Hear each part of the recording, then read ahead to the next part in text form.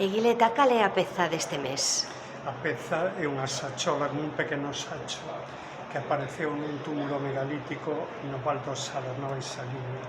É unha zona que hai moitísimos monumentos megalíticos, pero o problema que ten este é que digamos, apareceu durante a prospección, non nunha excavación en superficie. Entón non sabemos moi ben o contexto. O que sí é un pouco especial que, como ves, é unha sachola feita de seixo, son moi escasas. Bueno, que é cuarzo decíamos. Sí, cuarzo, efectivamente. E que pasou con estas de cuarzo? E a segunda de que? Limo. Esta é a primeira que apareceu en Galicia. Sí. Atopei nunha prospección no Concello de Muiños, pero logo excavando nos túmulos megalíticos nas pontes de García Rodríguez, as das Medoñas da Mourela. Sí. Estudiei a Maciñeira, na M1, atopei outra de seixo máis pequeniña, pero digamos que é un pouco excepcional. Tampouco hai demasiadas pezas en Galicia, e se collen todo o ábano do megalitismo, prácticamente a datación que che pode dar así entre o 4300 e o 5200 antes de Cristo, pero sin poder aquí datar máis porque non teño un atributo contextual, claro. Bueno, moitísimas gracias, Guileta. Gracias.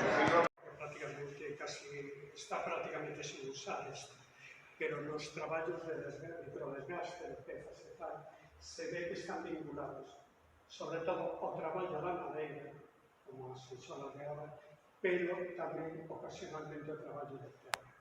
Como se non acertamos, era participar nos procesos de deforestación que se levaron a cabo durante o Neolítico para conseguir terras de cultivo e para conseguir pastos para o ganado.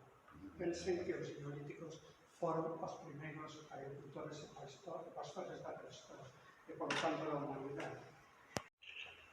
É dicir, os neolíticos primeiros agricultores da prehistoria. Antes estaban os señores do Paleolítico que eran cazadores.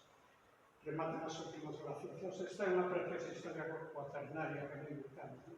Remata a última glaciación, suben as temperaturas, derretense os xelos, volve o ciclo da auga, evaporación, condensación, chuvia, e eso combinado cos medos temperaturas e sin humanos, con moi poucos humanos, imaginando os bosques se empezan a expandir, pero de unha forma tremenda, eso sabemos polas análisis políticas.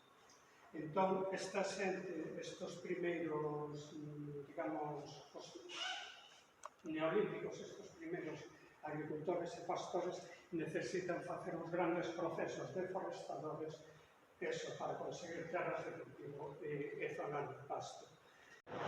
Aproveito para convidarvos aquí a este noso museo arqueolóxico no que podemos disfrutar de tantas maravillas.